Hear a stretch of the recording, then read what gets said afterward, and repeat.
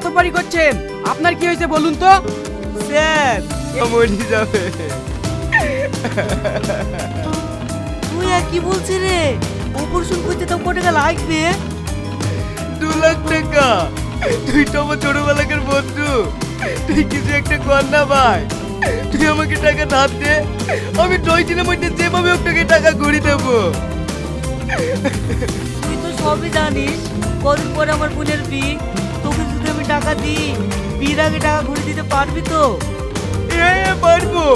তোর বোন আমার বোন না, তোর করে আমার পাইটা বেঁচে তোকে টাকা দেবো। ঠিক আছে তুই দাঁড়া, আমি 1 কোটি টাকা নিয়ে আসছি।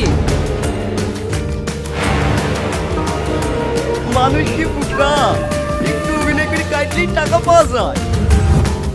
স্যার, তারপর থেকে এই বেইমানের আর কোনো বার্তা পাইনি। আমি অনেক জায়গায় খুঁজেছি, কিন্তু এই চিটারকে কোথাও পাইনি। ইয়ার লেগে আমার বোনের বিয়ে ভেঙে গেছে। স্যার, শুধু ওর সাথে সিটারি করেনি, আমার পুরো ফ্যামিলির সাথে সিটারি করেছে। আপনার সঙ্গেও চিটারি? না, আমরা বাপ বেটি যদি অন্যায় করে থাকি তাহলে তুমি আমাদেরকে মারো। বুড়ি ঠিকই বলেছে, আমি অন্যায় করতে গেলে মারো বাপ মারো, লাও মারো। ঠিক আছে হাত ছাড়েন।